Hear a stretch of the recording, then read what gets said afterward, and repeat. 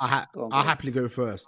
Right. So my 30 seconds is going to be 30 seconds. Relax, bruv. Relax. There's only one host. Okay, relax. Okay. Let him have his 5 minutes of fame. Yeah. Anyway, 30 seconds. When I say go, what is on your Christmas list? 30 seconds. Go. Boy, success, a holiday,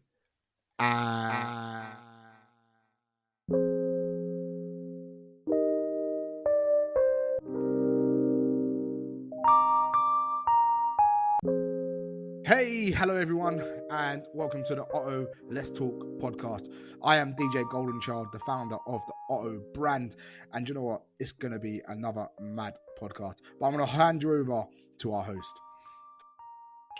Thank you, Mr. Goldenchild. It is the self-confessed audio geek, and we are at episode 9, at a time and a place in history in the UK, which is a little bit funny at the moment, if I'm honest. I think when I look back at some of our earlier pods, you know, it's sort of in the middle of the pandemic when it first kicked off, and then kind of where we are now, it's a bit of a weird place, if I'm honest. I think it's so weird that all of our topics kind of melt into one, really. I think the one we'll kick ourselves off with is the disgraced FA chairman, Greg Clarke. So for those of you who haven't heard about this, Greg Clarke, who was... Same name as me. I didn't even realise that. He has got the same name as you. That's something about Greg's, isn't it? Do you know what I mean? Yeah, the tree. He was called in front of a panel of MPs. It was the Digital Culture, Media and Sports Select Committee. And they were talking about this project, Big Picture, which I will confess, even as a football fan, I don't really know that much about, if I'm honest. It kind of came and went for me. And you would think from the backlash that, Mr. Clarke had gone on a rant. But in fact, it was the quite opposite. He was talking from the heart. He was talking quite openly and seriously. So this is a man who is at the head of our FA, the head of our beautiful game. And there were some remarks which included the phrase coloured footballers in remarks to, in reference to black players or players of colour. He also used certain comments such as people from the Asian background, specifically South Asian, have different career interests. So rather than play football and be that part of the system, they'd rather, be in the IT department. He also mentioned that a gay player coming out would be a life choice because obviously of the backlash he would get or she would get. I would like to say in the women's game, there are a lot of gay women who are very openly gay. So I'm assuming he's referring to the men. And when asked about where he saw the issues were with women in women's football, I think in particular goalkeepers, I think they were mentioning. And he said, in an anecdote, he basically said girls are afraid to be hit by the ball, hence why there being a lack of goalkeepers. So after being challenged by the MPs of the stuff that he said, and after a few days of quite big furore surrounding it, he was made quite rightly to resign. So I think the bigger talking point here isn't exactly so much what he said, because we know that's pretty poor. For me, the biggest talker's point here is how has it become that people that are in the highest point of the land in such different organisations still openly have this mentality towards people of colour, people of different sexual orientations, people of different backgrounds, women. How are we still in a society that those people who get paid the most money and are in the most important jobs still think and talk like that? How have we got here? Well, I think it's a case of old middle-class white guys being in position of power who have not been diversified enough, and shows a real issue with what's wrong with this country at the moment when people of high positions in big corporations just don't represent what's going on in this country. That's how I see it. He was just being him. But how have we got here though? Because We've always ultimately, been if you there. ask, throughout this whole Black Lives Matter movement, and throughout all the detractors of people who say, "I don't want to support it because it's a political statement," and ignoring just the general concept behind it, people will sit here and tell you we don't live in a racist society. We live in a society where, if you work hard enough, you're able to ascend any ladder. So Do why you know what? is it People that that say that need to. People that say that in a sport where need to get a grip. They're people that are living nice, because people who say stuff like that haven't experienced any sort of oppression. Now, I'm not saying they have to be a person of color. It could be a female, or someone with who's from the gay community, and a person they haven't faced anything like that. So for them, it's like, if you haven't faced anything, you'll never see it. It's all about your perception. Do you know what I mean? Like, I use this as my little analogy. The saying, the early bird catches the worms. Yeah. Now, that's from the perception of the bird. Now, the flip side is the lazy worm stays alive. So my thing is, the perception of that whole thing. If you're the bird, you're living. But if you're the lazy worm, you're still gonna live, because you didn't get up and get eaten. So it's the perception of where you are. So these people that are saying that, they're the birds. They're not they're catching everything. They've not faced anything. So they can sit there and say that because they've not faced any sort of oppression.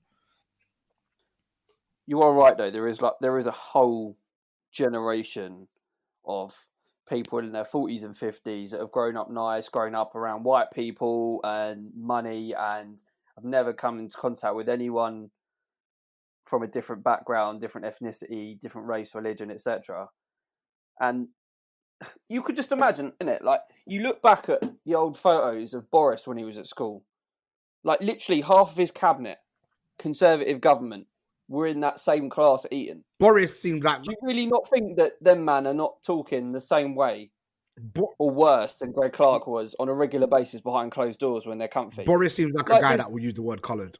Like, if you when you hear the word coloured. What about his dad? His dad is definitely so. Definitely. Those sort of comments have come out of his mouth already. Don't forget, he referred to Muslim women who wear a burqa as letterboxes. He's used the phrase pickaninnies before. I mean, he's used that phrase. Going back to what Greg Clarke said, like, obviously he's made these comments not just about black footballers, but let's just piled off women as well. He's insulted female footballers. He's insulted a vastly underrepresented professional demographic in Asian footballers. Like, I had to look up. I'll be honest. Like, I'm pretty hot on my football knowledge. I had to look up Asian footballers in the top tiers of English football, and the only any other than Hamza Chowdhury, surely. There's Hamza Chowdhury, who's and the Cardiff Donny back in the day, Michael Chopra, and there's the Swansea player Yan Danda, like the young youngster coming through who's represented like England under 17s. And there's another guy who I think he played. I can't remember his name. I think he plays for Wales, but he's half South But that Asian. sums it up nicely, doesn't it? Like, we're really scratching around trying to think of these players, which is actually remarkable because the Asian population in the UK is massive. So that is remarkable. So when Greg Clarke said these things, can't we call him Mr. Clarke? Because when you say Greg Clarke, I think you guys are talking about me. Is your name Clarke? I mean, that's the thing, though, isn't it? Like, he said these things, and like, just he's obviously, because he's in the comfort of his own home, his conscious bias has come flooding out because he's comfy. And he said, like, oh, they don't really like those sorts of professions. What do you mean? So we're going to go with the old horrific stereotypes that are all going to be doctors and dentists? Like, no, come on, man. Sorry, that's it. Neil Taylor. Neil Taylor, there you go. Yeah, exactly. Decent player. Yeah. The problem is now is what the knee-jerk reaction from the FA. Like, it's blatantly. I don't want to say it because it's like, what's the point of us making up noise? But the next chairman will be white. You think? And male. I think they might go female, or they're going to try and go out the box. Listen, who are they going to pick? I don't know. Who are they going to pick? It's less about knee-jerk reaction, and it's more about the fact that, do you know what? Do what's right. And ultimately, knee-jerk reaction, who they point or not, is regardless, is irrespective. Like, you cannot have, there is no way on God's green earth any one of us sat on this podcast could stand up in front of the people who matter in this country and say the things that he said and still have a job to come back to on Monday. So that's first of all, that's the right thing to do, because I'm sick of hearing these things happen. I'm sick of seeing articles written about Headie One and you see a picture of Stormzy. Like, you know what I mean? I'm sick of hearing that. I'm sick of hearing that an advert got pulled. I don't care that the ad got pulled. I care the person who pulled it. I want them to lose their jobs so they understand how serious this is. They still gave him an opportunity to step down, though. Yeah, it did take time to step down. The other thing is as well, they gave him the opportunity to step down. They didn't sack him. They gave him the opportunity to step down. That's because he gets his pension still, isn't it? But yeah, he gets his pension. They should have sacked him. If he gets sacked, he don't get his pension. Exactly. He should have been done. And another thing as well is, while we're on the subject of people getting away with what they want to say, is Jeremy Corbyn. Now, the reason why I'm bringing this up, listeners, for those that regularly listen to us on Spotify, YouTube, or on Google Podcasts, like and subscribe if you're liking what you're listening to. We spoke about Wiley on a couple episodes ago when he done his wrongful rant on the Jewish community, and now Corbyn's done the same, and man's allowed back in. And I'm just saying, like I said, keep the same energy, man. You know what I mean? Again, he's been allowed to come back. Do you know what I mean? Like, where's the fairness in that? The way Wiley suspended for 10 days. I don't know what you mean. Yeah, that's telling him off, isn't it? But the way Wiley got the press. That's sarcasm for anyone. You know what I mean? Just clear that up right now. Yeah, Chris. Let me clear that up right when now. the fan mail starts coming in. Don't worry, I'll edit that and take out the sarcasm bit and just leave the comment. Go hide under my table for the next week. Dan, what are you saying about this? But yeah, what I was going to say to Dan actually, which I thought is interesting. Really, I want to hear your point of view on this without sticking it on you.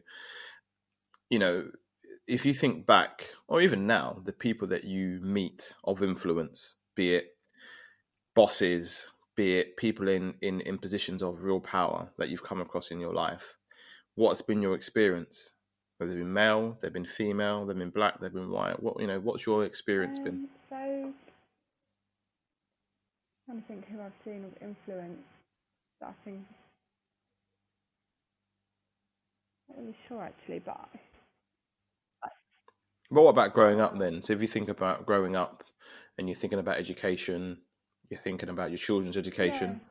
Yeah. Those people that I'm thinking. So when I say that, I think about the people who not the people who are the, I suppose, the deputy managers of the nurseries and the teachers in the, I'm talking about the heads. I'm talking about the heads of the nurseries. I'm talking about, all those people that you kind of come across, who are in positions of authority and power.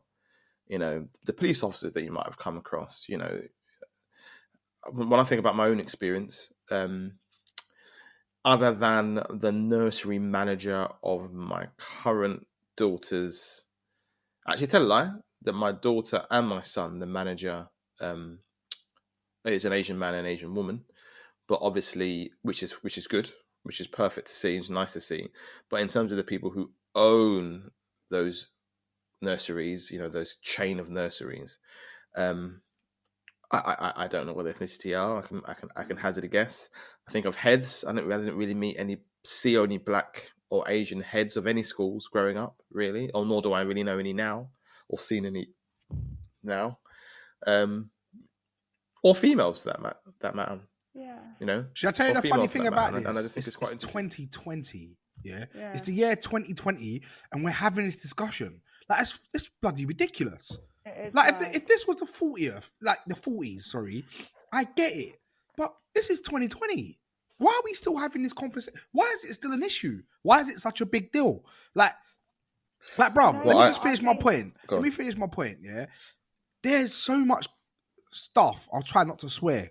There's so much stuff going on in the world right now, yeah?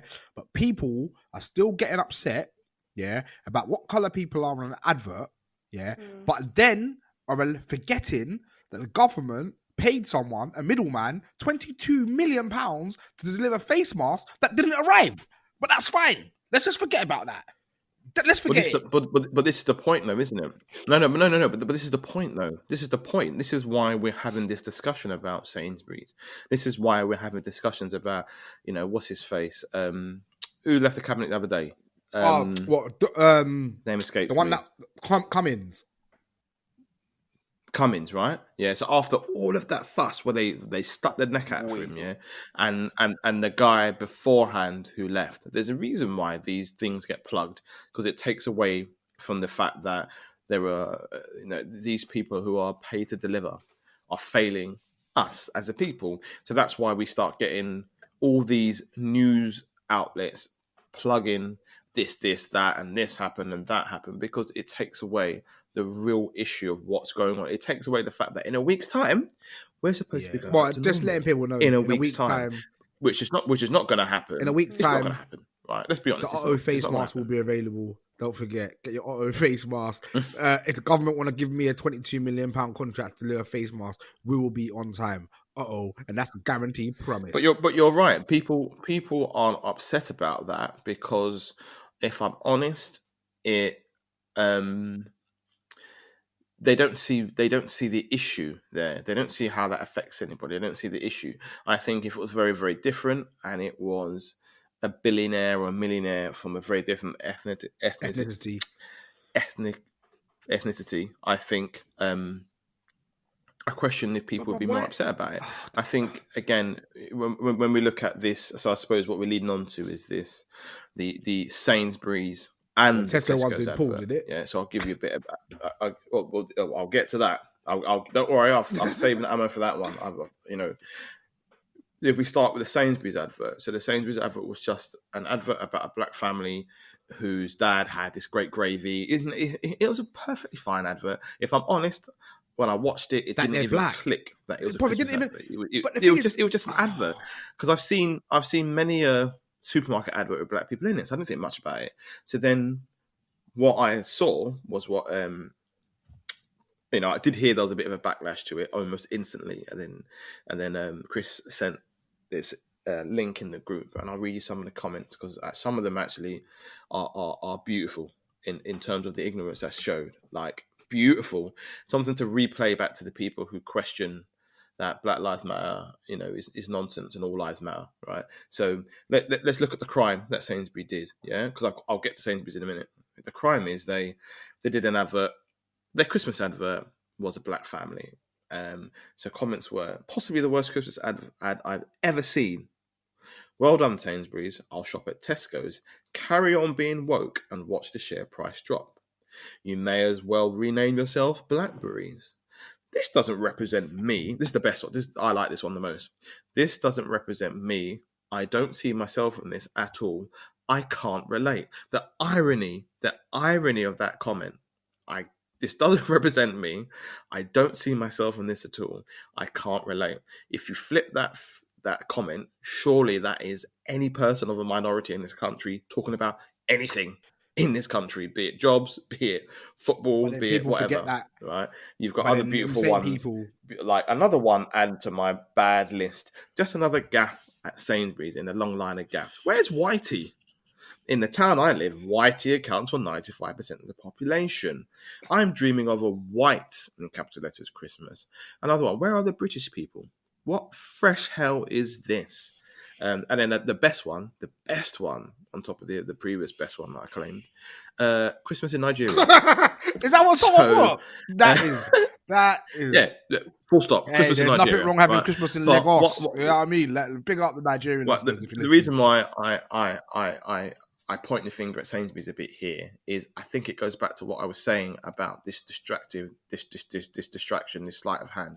Because actually, what they're saying is we're showing that we are addressing the issue with minorities in this country and how they're treated by representing them in our adverts. But ultimately, that's fine to have a full black family in your adverts. But What about in your boardroom? Right, what about in the business that matter? Surely that's what I like what that. I matters. like that, Surely, not Al. I like that. adverts. That's what matters. And then when I get to Tesco, Do you know what smacks it? I tell you, so, the thing that smacks it is. I'll come back to Let Tesco. me Let's talk just about speak about Sainsbury's. I'll come back to Sainsbury's. Tesco. I was employed by Sainsbury's, so I'm just gonna. As I'm just was gonna I. say, like, Sainsbury's. I didn't even see, well, like you said, I didn't even notice they were black. And advert's an advert for me. Do you know what I mean? The thing that's got me is I'll be very surprised if any of them complaints came from people living in London. Like, I'm just being, because when I saw the advert, I was watching it on YouTube on the train. And I looked on the train, brother, it was like a bag of Skittles. There was colours from everywhere. So I'm thinking, it surely cannot be from someone that lives in London. It's got to be these small towns that don't have diverse communities. It's got to be. Because if it is from London, I'd be very shocked. Like, very shocked. It just, I don't know. I was just like, that, and you're upset about that. That's what you want to moan about. But the 22 million that's gone missing. But are they upset about it? I think it's less about being. I think it's less about being upset. It's more the fact that as the Black Lives Matter thing started to grab its attention, and people who had privilege within this country were then made to look at their privilege, and almost made to feel guilty for it, because they didn't see why they should feel guilty for it. It then created this backlash of, well, no, hold on a minute, all lives matter, all lives matter, all lives matter. Why just the black people? All lives matter, So when people are seeing these adverts, they're upset because it attacks their way of life. It attacks what they hold pure, and that is a country run by white people and is represented in every area by white people. So those people who are upset about it, and let's be honest, let's be perfectly honest, we are not blanketing white people in this. It is I believe, a very small minority of white people who have taken offense by that. And those people, it attacks their way of life. It attacks what they know is pure. So they get upset about it. And as for Tesco, does anybody know All I about the saw was a Tesco's one? tweet saying that they removed their advert because they're scared of backlash. So beautifully, this is the beauty of it. This is where the internet remains undefeated. The woman who was the black woman in the advert was clever enough, that she always does. She records herself backstage and back scenes of what's going on. So she had done her usual, I'm on set, blah blah blah blah blah blah, and then X amount of time later, post Sainsbury's advert, she waited for her advert to come on, because it wasn't just about a black family, it was lots of different families. And she realised her and the other black actor were pulled from that, and they were not in the advert. And she said, here is the proof I was in that advert, just before anybody says, well, no, there weren't black people in the advert anyway, you're making it up. So she sent the evidence online of proof that she was in the advert, and the guy that was with her, proof of both of them. So Tesco's removed that because they were scared of the backlash. They were scared of the share prices. For me, that is worse. That's worse than Sainsbury's in my eye. Sainsbury's did it because it was a knee-jerk reaction. It was a poor one at that. But Tesco's, it was premeditated. They had one black family amongst 3 or 4 white families, and even that was enough to scare them away. So they put profits over generally doing what's right. And let's be honest, when's the last time you saw people put profits over doing something right? I remind you, it happened about 400 years ago. It's sickening to see it. But what are we going to do? Everyone's still going to go to Sainsbury's. Everyone's still going to go to Tesco's. Nobody's going to buy local. So where's the change going to happen?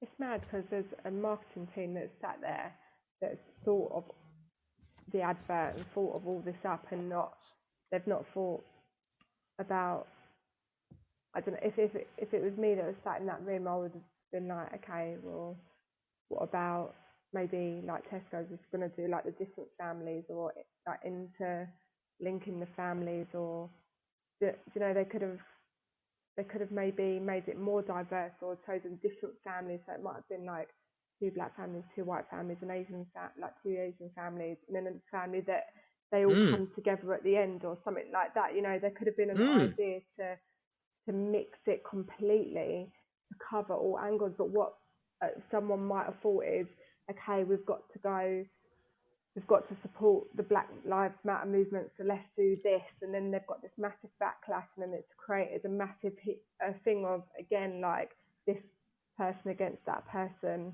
rather than bringing everyone together. And I think this is where the media is, like you always say, creating the narrative. And I think this is where it's becoming really frustrating, because the message needs to be like everyone views racism, not, you know, just, I think it's just gone mad.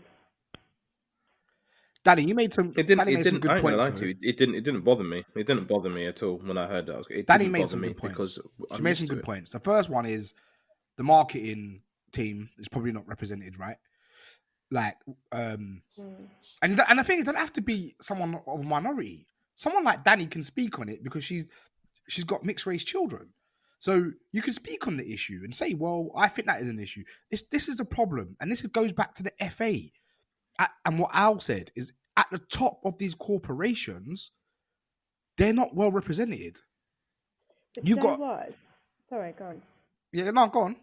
I was actually going to say what Al asked me earlier is, I was actually thinking of all the people that I have found inspirational, or so, like, having chats for the last few months and with my mum and whatnot. She was like, you always had direction as a kid, and in our family, race was never a thing. We were never sat down and spoken about. Like, me and my brother as well had this conversation at a birthday a couple of weeks ago when we was allowed out. We never had a sit down. It was never blacks, whites, Asians, this, that. We just all grew up together, and of course we knew racism happened, and of course there was like battles between the Caribbeans and the Africans, and, you know, like the Scottish and the Irish and whatever, North and South. But it was just, we just grew up, and it was never a discussion. It just was, and we were lucky enough to grow up around people that were very multicultural, so we just saw it as the norm. And then obviously there was banter amongst us all, and maybe there were things that we shouldn't have said, but we knew who our company was. Yeah, you got to know your crowd. Yeah. Yeah, know your audience, know your crowd, and like, we were comfortable. And there might have been things that we said out of turn that we'd had to apologise for, and we did. And it was just, there was never, I don't remember anyone being very influential. And it's not really until this year that I've had deep conversations with people over racism, because for us it was just the norm. And see, I never, sorry to cut you down, I never, the same thing, like, and not because of this year.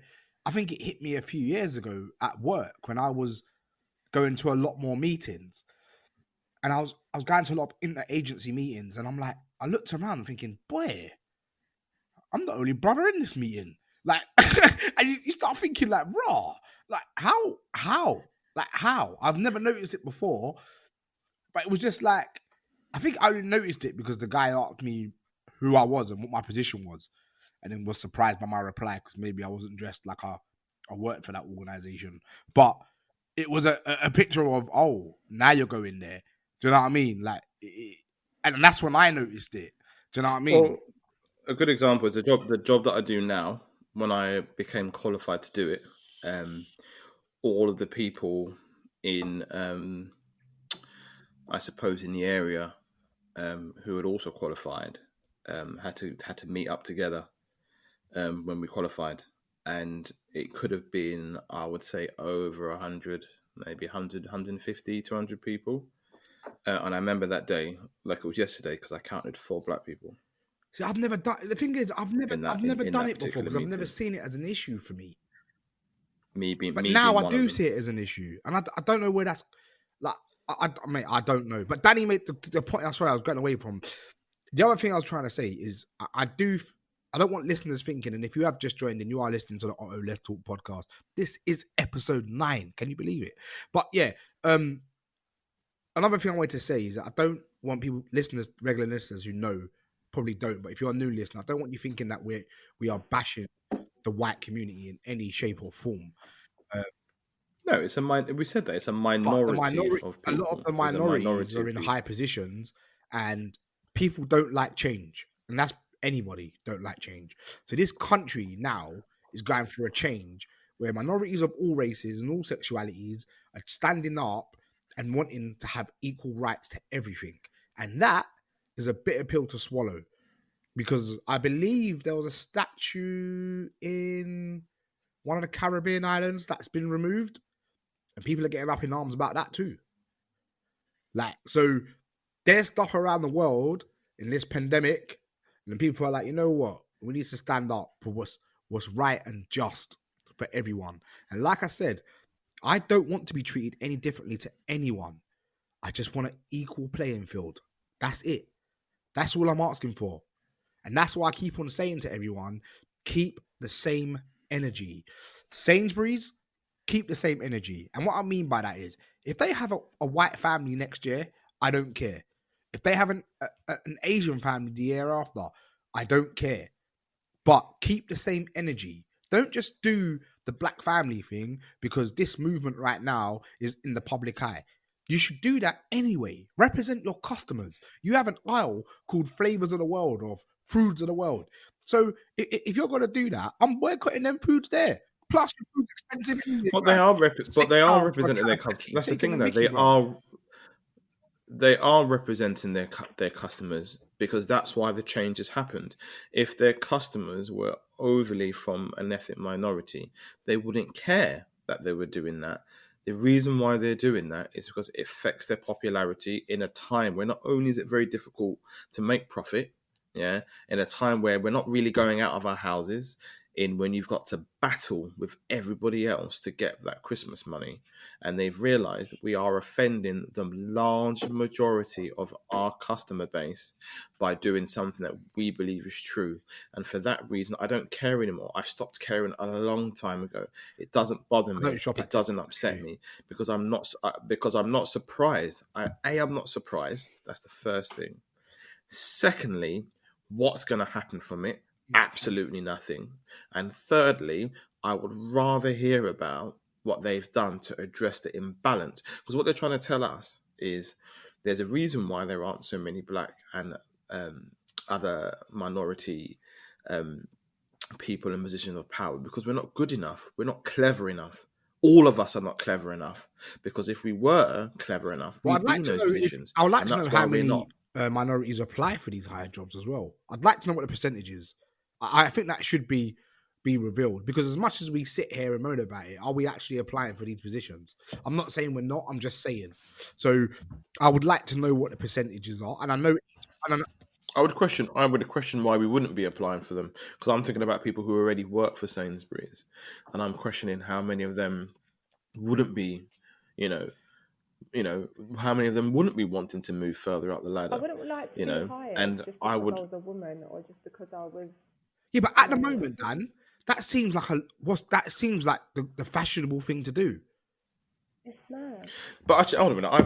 I've got a question there, Dan. Then, so you said you don't want to be hired Yeah, because I you're a want to woman, be hired right? for my merit. But if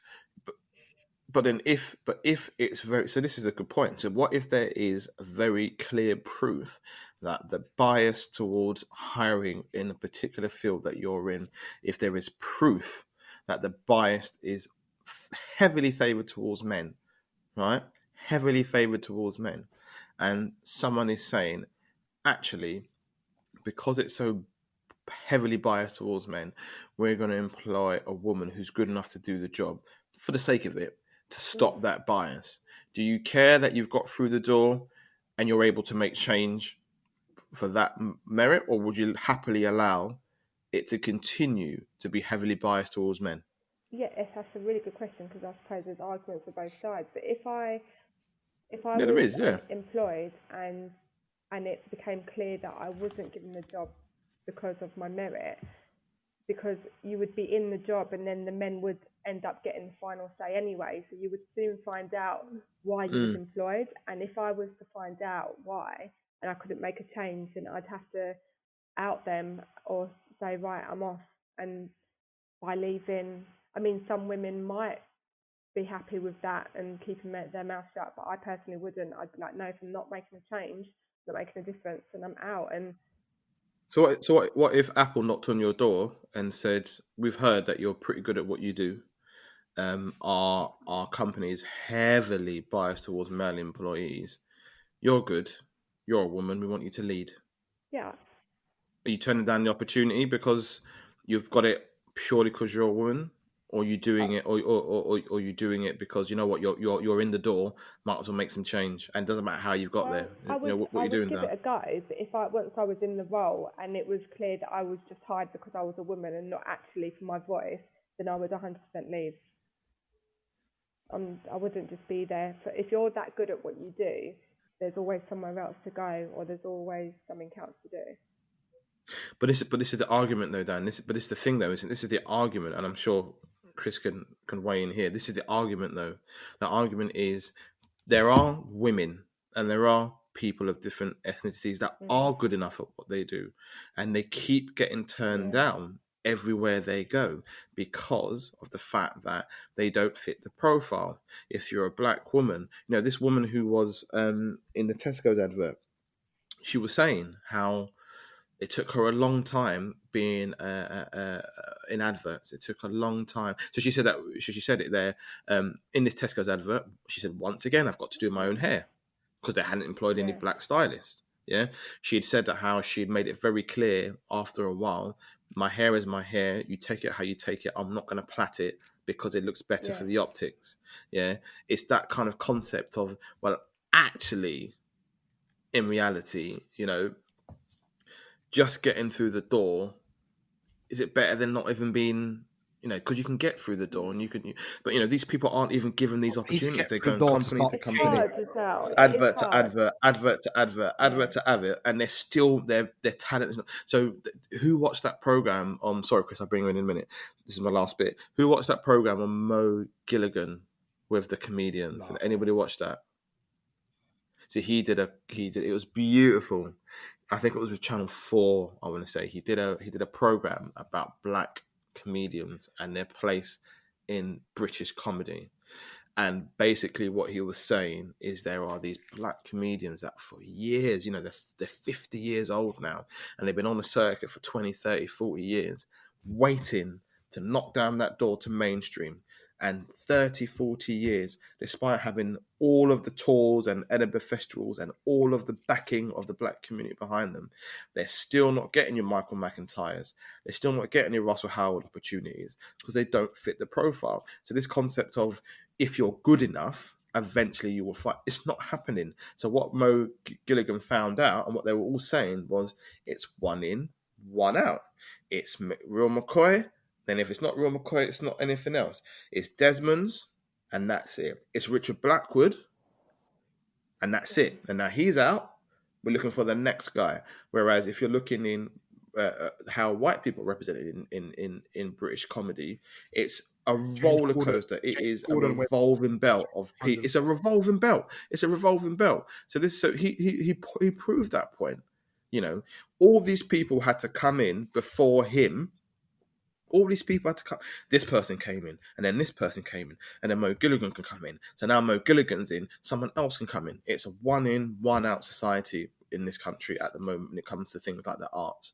So, you know, this concept of, okay, if you're good enough, eventually you'll find the right place. And people are saying, no, I'm 30, I'm 40 years old. I still haven't got where I need to go. I guess that's my. Do you know what I mean? I mean, sorry, Chris, that was me. That was me. I guess ranting there. Yeah, I was on a lot to say on this week's podcast. No. It's not even that. It's just I'm just a bit. I just think I think we're angry at the wrong thing. I think we're cross at the wrong thing.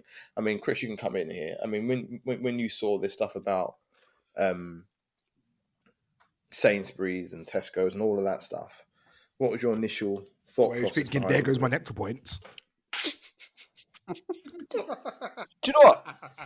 First and foremost, they're both businesses, right? They're there to make money. Why would, like, if with regards to like employing people and putting them in higher ranking positions and that, if they're the best for the job, put them in the role. Surely, Nah, it's not. like that. It doesn't make any sense to me to put someone else in a role. I understand. I completely understand about the need to have a workforce that represents the people that, or you know, the society that you're serving, etc. And absolutely, there should be. It should be like Greg was saying about his train journey. It should be like you look around and it's just all different races, religions, ages, genders. Yeah, it doesn't matter. Whatever. It should be like that. Why it's not, I don't know. I'm sure there are plenty of complex reasons around why maybe some ethnicities, some ages, etc., are not applying for the jobs, or maybe they are, and there's a disproportionate amount of white people, for example, getting given the jobs. I don't know. But you know what though? On the flip side, and with regards to the advert, this was the bit that made me laugh, and I think we could do with some comedy in the world right now. Is obviously Al's touched on the link that I found with regards to some of the comments people made about good the on that, Sainsbury's Chris. advert. That was good. That was good research. That's what I do. And there was one that there was, well done Sainsbury's, you've managed to completely alienate few remaining white customers, and you've completely ignored the other 96%. And then you I can't even get out. And the one that says, "This doesn't represent me. I don't see myself in this at all. I can't relate." Now, hang on. What did we all grow up watching? Every day. The Grinch. Every day. The snowman. Like, how could you relate to a melting snowman? And what was last year's biggest Christmas advert? It was that bloody dragon that set fire to the whole thing. Like, how could you relate to a dragon? Nah. I never liked the snowman, you know. Where was Mumsy actually when that happened? Exactly, bruv. So the phrase is, this doesn't. Sorry, Al, when the kid right? disappeared from the garden and he's flying around the south of England, where was Mumsy? Man got abducted. Where was she? Man got abducted. Did you not look at abducted? Those of us lucky enough to have had a garden, etc., at some point during our growing up, like Mumsy was regularly looking out the window, making sure you weren't doing some nonsense like breaking down the neighbour's fence. Like, where was that energy? And I just want to say, case Chris gets criticism, like, where was Daddy too? Like, we might have been a 2-parent home, you know what I mean? But also, the snowman gave the kid some dead rhythm that I'm walking in the air. I hated that rhythm. Well, I'm not gonna lie, I hated that song. I actually hated that song. That's on your iPod mix, isn't it? I hated that song. Absolutely hated it. I just can't go over that. She just washes the dishes and just, there's my firstborn, take it off. Once again, don't forget, people, like, subscribe, share, and please follow us on all our major platforms. We are everywhere. We're on Spotify, YouTube, Google Podcast, Apple Podcast, and I believe there's a couple. Mixcloud, SoundCloud, we are all there. So please like, share, comment, follow. Christmas is coming up as well. We do have a massive giveaway. We'll probably do that because episode 10 is going to be the last of the season. So we do have a massive giveaway to give away. So if Apple want to sponsor Apple, if Apple want to give away a prize for us, Tesco's, if you want to rectify what you got and give us some free food vouchers to give away to people. Yeah. But question though, seriously, if Tesco's rang you tomorrow and offered you head of marketing now, would you take it? Well, no, because I think at the moment this is the point. Right, isn't just it? pause a second. Sometimes 6 zeros. If they would have made you that offer 6 months ago, would you have taken it? Well, 6 months ago is very different because it hadn't been brought to my attention that these things were happening. I think the point I'm trying to make is, what do we do when we start to see people are doing, and companies and organisations aren't doing what they should be doing? So a good example is my missus' dad, God rest his soul, was a very good man. And she told me many a story about how, when she grew up, all of a sudden for a long period of her life, she wasn't allowed to eat Walker's crisps or something like that. And she said she'd ask her dad, And her dad would say, "Oh yeah, they, something to do with they've got some link to," and I might have paraphrased this wrong, but had some link to South Africa, and during that time apartheid was still going. He believed in things. He believed in that sort of stuff. Like, no, hold on a minute. No, you're they didn't have anything that was done by Nestle, because there was this foray about them, and there was a point in time where they were kind of convincing African. And again, I'll fact check this. I'm pretty sure it was. They were convincing African women not to breastfeed and actually to have formula. So he had principles that he stood by and said, you know what? If you're doing that kind of booky stuff, I'm not giving you my money. And if Tesco's now were offering me that, The reason why say I said no, to you, because what are you doing to rectify? the reason why I what said to you're you they doing? offered you 6 months ago, you probably would have taken the job, right? Let me just get to the point. Right. Of course I would. Would you quit right now? At this point in time, if I was part and privy to all that information that they had pulled that advert, I would have to ask myself at that point in time where I am now. So you're head of marketing, you're I'm head of sales and assuming- marketing, and they say to you, like, look, we're pulling this advert. We're pulling it. Yeah, that's And your that's my department. department. We're pulling the advert. Then I'll quit. Well, I'll quit. Of course I will. I'll quit then. How can you tell me How can you tell me you've hired me to listen? That means you don't respect me. I'd be You will interested never to know respect how me. many people would actually stay. You've just told me that my job is to create a Christmas advert, and then you've removed the very people that represent me and others like me. Do you know why I in say that, Al? advert to boost your sales. So then you don't care about me or my ethnicity. I'm So paying how can I devil's work for you advocate. The anymore? reason why I say that is a lot of people are staying in jobs right now because there's no jobs about. Like right now, this current pandemic, there's not a lot of jobs about. So people were putting up. I saw my friend on my commute home the other day, and he's a builder, and he said, "Oh, my boss done something to me the other day."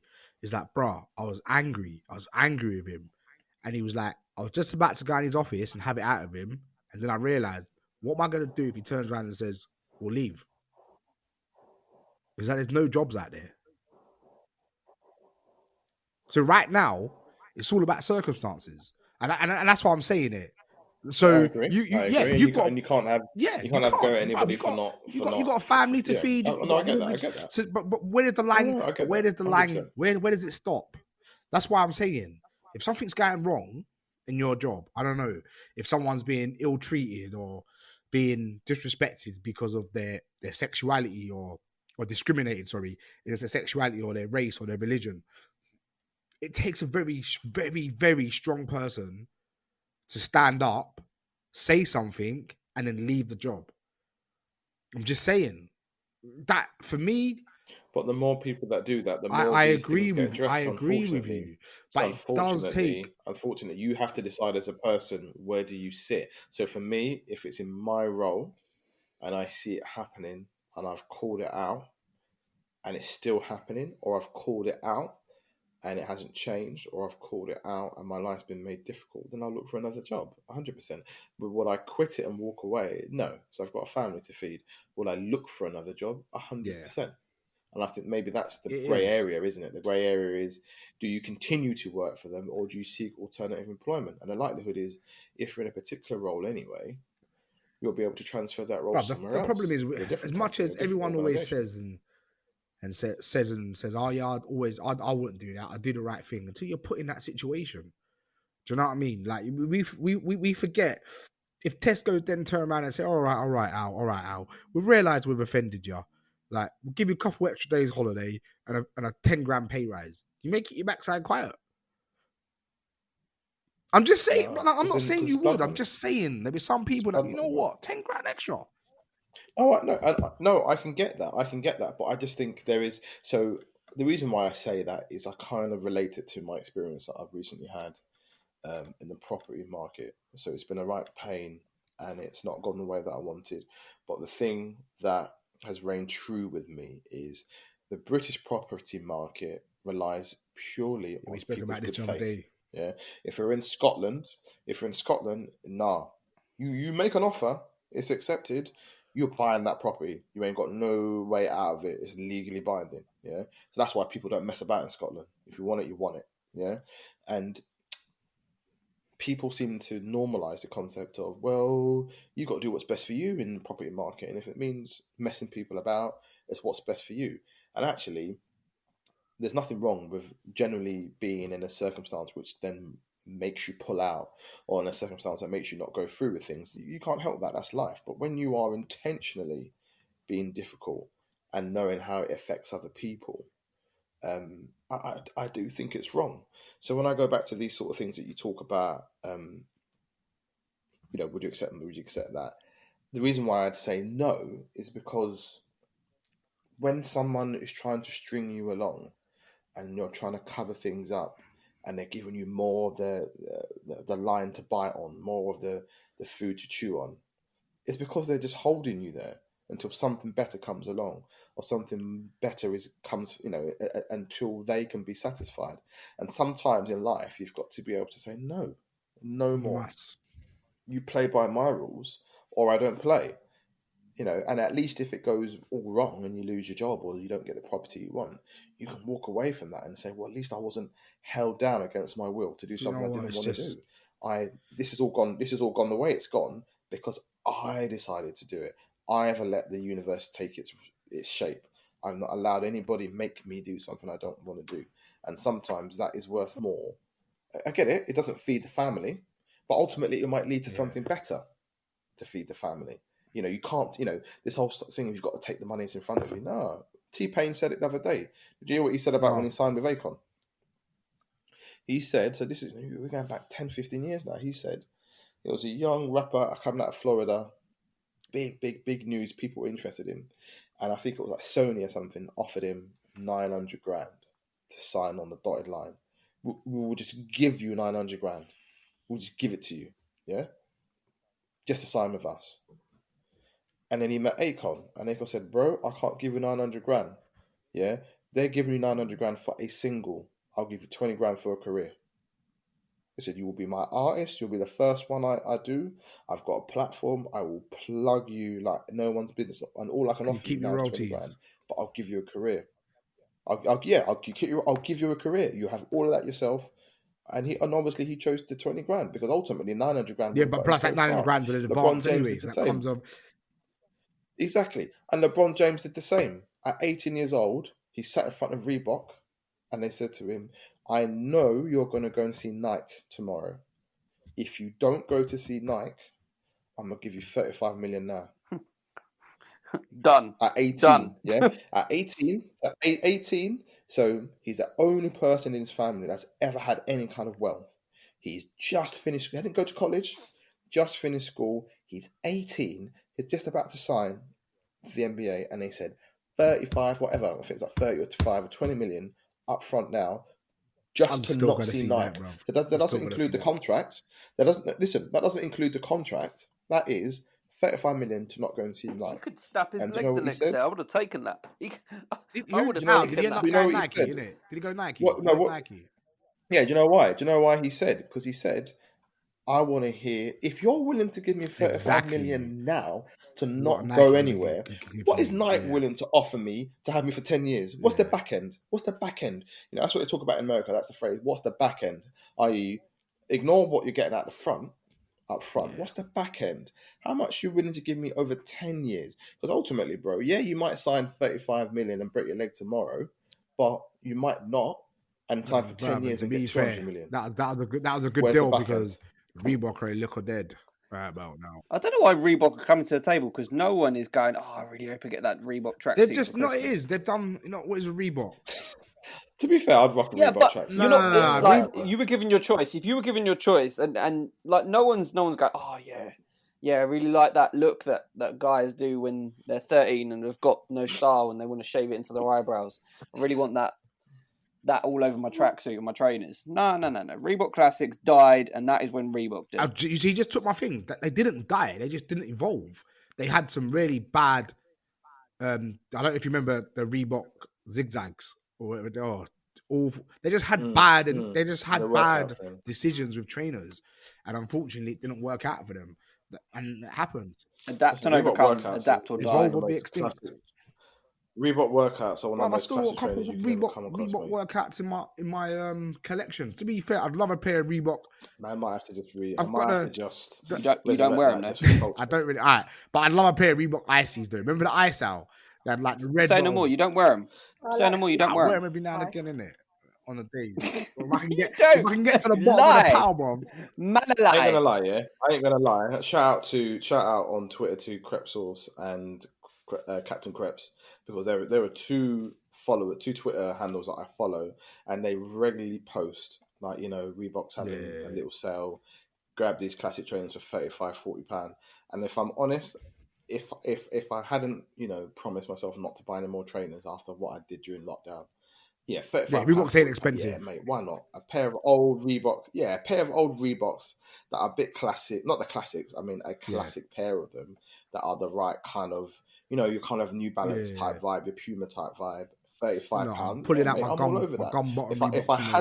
If I hadn't promised, I'd said after the first lockdown where I bought something stupid like 4 or 5 pair of trainers, if I hadn't promised myself like no more trainer buying, yeah, you can't go wrong with £30, £40 pair of Reeboks, man. I want to They shout do, they out do. Sneaky Brand as They well, do, as a man. brand ambassador for Sneaky Brand. Get your best correct look after from Sneaky Brand. Sneaker spray, sneaker wipes, Sneaky Brand is the way forward. That's my plug. You know, I'm the king plug a lug. You know what I mean? I am the plug today. Don't forget, like, share, subscribe, comment, and let us know what you think of the show. This is episode 9. Wowzers. It's gone quick. It's been a difficult year. If I had to describe this year as a board game, it's either going to be Jumanji or Snakes and Ladders. I heard that one. 100%. I've seen a meme about that. Jumanji, you're on the next level. Oh Yeah, my God, it is so hard. true. 100%. It's like, it's been crazy. Absolutely crazy. I actually would. Boy, No, I'm just saying that. Go on. I know everyone's like, I can't wait for this year to end, but next year is going to start exactly the same. You know what I mean? Like, we've got a vaccine. Hopefully, the light at the end of the tunnel is the vaccine. I know Chris has put his name forward to take the first dose. Man like me is waiting a couple years to see what happens. Don't want people to be getting free nipples and that before I take mine. So I want to know what the possible side effects they are. don't even know. Like with bro. any They vaccination. don't even know. I want to know. That's why I don't take the but flu. that's- I don't take the flu. This is I don't take the flu vaccination anymore, someone. and I've not had the flu since. Someone putting this out to me. They're giving it to the elderly because the elderly might not last 5 years to live through what the side effects are. And I thought that is, stop that. bruv, as conspiracy theories go, that is not a bad shout. Why they're going to give it to the elderly first because they might not be around in 5 years and know what the side effects are. And I was like, light bulb moment. That's an interesting point. So if we keep having these lockdowns, and bearing in mind that the elderly, generally speaking, don't socialise as much as everyone else because they're not working for a start. Like, that is quite a lot of money to spend giving to. I mean, what the survival rate is still like 95%, isn't it? If you're over 75, surely the first 5 million vaccinations, if they work, should go to your doctors, your nurses, your teachers, your police officers, the people that are the shop workers, like the key workers. It should go to those people first so that they can run the country and so it doesn't completely grind to a halt. Surely they can leave me. I'm not saying that anyone is more deserving than others, but if you look at it from an objective business point of view, like. Yeah, you got to keep the country running. Of course. You know, you call 999, the paramedic turns up and is. I will take the road to park on that one, bro. I'm at the back of the bus. And is asymptomatic. Hasn't had the vaccine, and before you know it, your whole family's done. Do you know what I mean? Like, to me, it makes more sense to distribute it that way. I'm not saying that elderly people don't matter. I'm just saying it would benefit the country as a whole more to do it that way. Nah, I'm not interested. Danny, you gonna take the first vaccine? I don't know. We're in a. It's interesting because a lot of parents that I've spoken to are like, I've got kids. I'm gonna have to take it. Like, Nope. Al? We don't have. No, I'm not keen. I'm not keen. I want to see.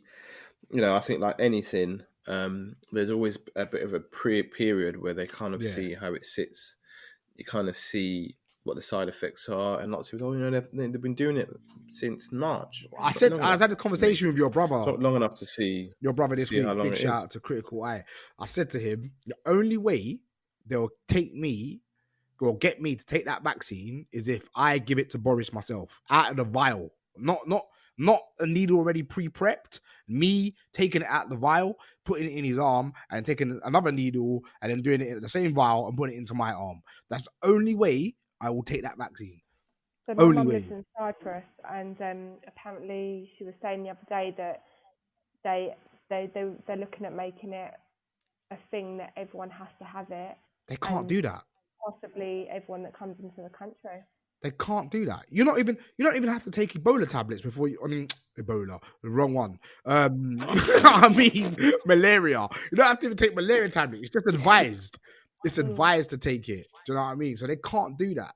Like you can't. Yeah, because that's killed like 30 million people. Yeah, That's you can't. why. You can't. It's Is against it, people's human Is it rights. Belgium? Is it Belgium that there was that I think they tried to make it a thing where they had to have it, and because of all the protests, I think they're backing out now. I did hear something though, because I was obviously I have a lot of these conversations with people, and that's why we call it Let's Talk. Like we need to talk about this stuff. But someone was saying that there is one vaccine that you have to take, and I think it's yellow fever or something like that. That if you don't take if you don't take that vaccine with a country that has that disease, that you can't come in. I don't know how true that is.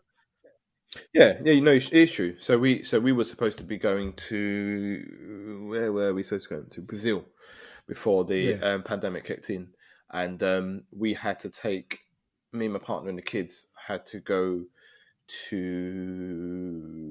the GP to get it done, and then they give you a card, the yellow fever prove thing. that you've had it done, because you. Yeah. So you have to, in case you're asked to technically they can do it. Then I mean, technically they can do it. But then equally, I wasn't sure when I last had it, so I assumed, having travelled to Africa quite often in my past, my mum had pretty much said to me, and my mum, who is an immunisation specialist, had said to me, "Well, you've had it so many times, and it covers you for 10 odd years, and if you've had it so an X amount of times, it just covers you for life." So I just kind of assumed I had it, so I didn't get another one done. So in reality, we would have all gone, and I would have been the only one without a card. So it'd have been interesting to see whether that means they can do this. Then I take it back.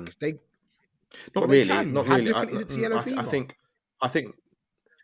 No. But I don't think they can refuse you admittance. I think you have to somehow. I don't know what it is exactly. I think there is scope for them saying, yes, you're not COVID secure, so you can't come in. But I think, like anything, there will be loopholes around. Well, I think after a period of time, you know what I mean, you can't be refused. I think at first, I think they will be strict on it. Like if you don't have it, and then after a couple, after a couple years, it will be like, you know what? Because my argument is, if I don't have it, but then the 99.9% of the world has had it, it doesn't matter if I had it or not. Do you see what I mean? Exactly. So you just got to wait, kick back for a couple of years, let everyone else get it, and then you're like, cool. Then there's no need. But yeah, I'm definitely not. I'm in a hurry to take it. I think one thing I'm noticing, and I spoke to my partner about this today, and we both agreed, is for so long we've kind of been watching afar as people have been kind of struck down with it, and I'd say maybe most recently, in the past couple of the week or so, it feels like it's getting closer. Right. Do you know what I mean? Like people, not that people we know, but kind of people, we know of, or people that we may have been in contact with for short periods themselves have been in contact with somebody who has it. Which if we rewind 2 months ago or a month ago, it was like barely heard anybody was going down with it, but it feels like it's getting a bit closer. But one thing that is comforting, I believe, and you can call it comforting, is a lot of the people that tend to be having it at the moment tend to be asymptomatic or have very mild symptoms. I'm not hearing these horror stories of people having it and just being hospitalized. Yeah, but did you see the thing today about the most likely place to get COVID? Top. Yes, where? Nope. Top was supermarkets. Second The top top of of the list was supermarkets. 18 Oh, point. really? I'm not surprised by that. It was supermarkets, schools, but I can't remember the top three. But I know bottom of the list, and this was very interesting. Of 1.6% was bars and pubs, and below that was restaurants. Just saying, take from that what you want in it. But who's closed? Just saying. Well, the argument No, always gyms was low as well. was Gyms was very low down on that 1.1%. list. Yeah, but gyms have shut, and I think that has had a bigger effect on people than what you think. I think there were so many people, me included, who just found purpose being back in the gym. Do you know what I mean? People who hadn't necessarily been taken it as seriously as they should have been over the past couple of months and been a bit lazy. Then all of a sudden it was a privilege to be back in the gym, and people, it really kickstarted mental health, and people were getting help. Because to be honest, you know, whether you believe this or not, the common sense is the healthier you are, the better chance you have of fighting any virus. And people were taking it seriously, getting help. You know, luckily a gym ran a corner open from me, and they're very, very good because they'd only allow a certain amount of people in. You've got to check the app. You've got to sign in with the app. So there's all the track and trace. And if it hits a certain number, you can't come in. Physically, you can't come in. The doors don't open. I mean, I'd seen it many times where I'd left the gym 8 o'clock and there's a line of people going down the street because they weren't physically allowed in because it was at its capacity. And I saw more people, and without being harsh, more people who were considerably overweight just getting in the gym and working hard. And it felt really good to be around people that had the same concept of, you know, come on, let's get healthier, only for the reason to be healthy in this period. And then to just have that snatched away, I mean, quite rudely, especially when I just bought new headphones, you know, to have that snatched away is you know, some new headphones and some new Gymshark, What, some hot pants in her attire. What, are you all that? You know, and what if I was? You questioning my decision to wear hot pants? Do you, brother? He's so fresh. Do you? He's so fresh. Do you know what I mean? Yeah, I'll do me, bro. Do you know what, I'll though? never be scared. I have to say, but what about me, bro? Obviously, I've signed up for a little 5K run, and I'm on, I think, week 5 or week 6 of my program. Done my first 20-minute non-stop run. I'm feeling good. My knees are mash up. But yeah, I hear what you're saying. Like, it feels good to be getting in some sort of shape. I've not had alcohol for 6 weeks. Like, Well done. I'm going to come out looking like an absolute tool mate. Do you know what I mean? I'm going to be looking like the pretty boy. You know what I mean? Like, but I hear what Al's saying. It's been great. Yes, bruv. I'm going to look like a weapon.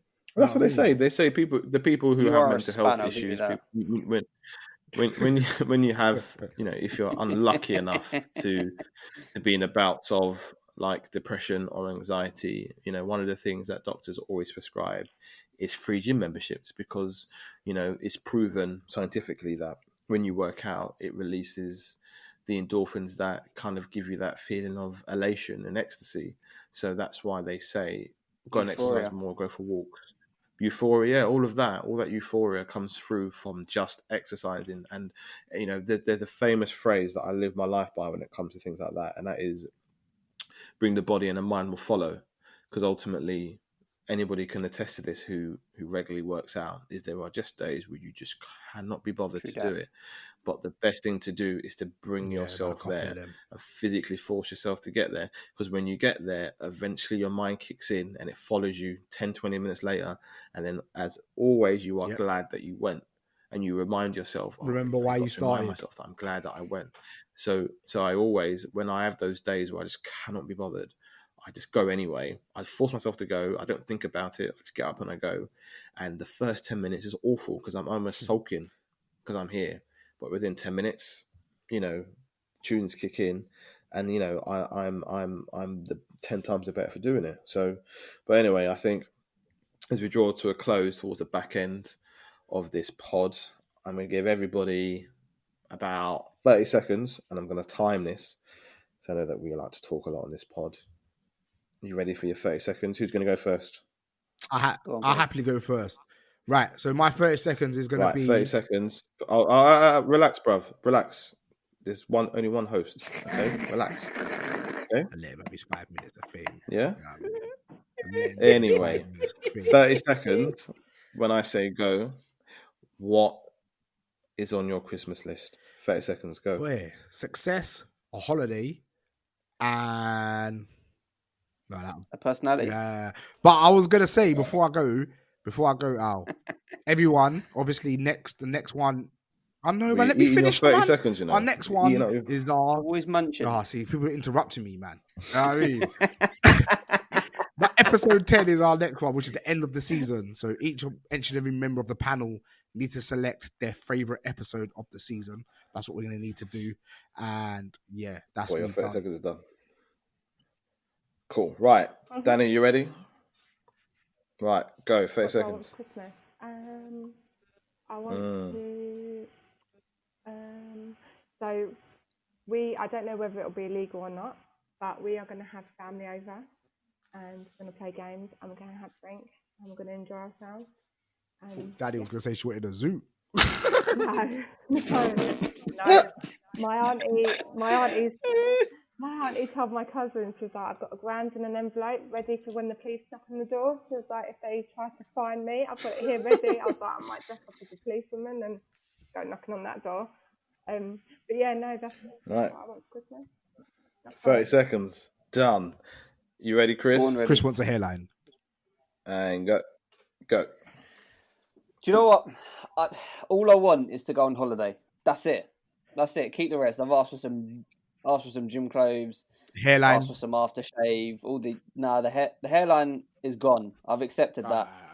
But I'm still a pengers, so it's cool. That's it. A holiday. That's all I want. God, that's nice and quick. You did that in gotta 25 seconds. make up for the others. Okay. I got you guys. Okay. I'm going to go 30 seconds. I want some dressings. Nah. I would have thought recently it would have been, property, this and that product, this product. Actually, I think on reflection, just for Christmas, I just want to be around family, if I'm honest. I want it to be really good for my kids. I've underestimated how good Christmas is for them. And it hurts me that they may not go spending their family. Christmas with you what this I year? like for Christmas is well, not any DJs that aren't currently in work. I'll tell you that for free. So if you're a working DJ, if you're a working He's got the DJ, best present this then Christmas. you're allowed to come to Christmas. He's got his you're allowed to bestie come to my coming house with him for Christmas. Christmas. If the powers that be allow it. Any out of work DJs, not invited. And that's been great. Don't forget, like, share, follow, and don't forget to follow us on all our handles. It's Let's Talk Podcast on the Instagram. Right, another good session. I'm going to look back at this and think, boy, for someone who was trying to lead, I've kind of overtaken a bit there. But hey, it's been a while, isn't it? So I would like to thank Chris. Thank you. I'd like to thank Danny. Thanks, Dan. And I used to thank the pretty boy. The guy with the smile. The guy who just who's elegance. It's me. How you can cut this bit. You know what I mean? The golden one. Yeah, Elizabeth Taylor. The pretty boy. The happy boy. Mr. Positive is back in the building, people. Don't forget. Elizabeth Taylor. Thank you, everybody. Mixed with Goldie looking chain.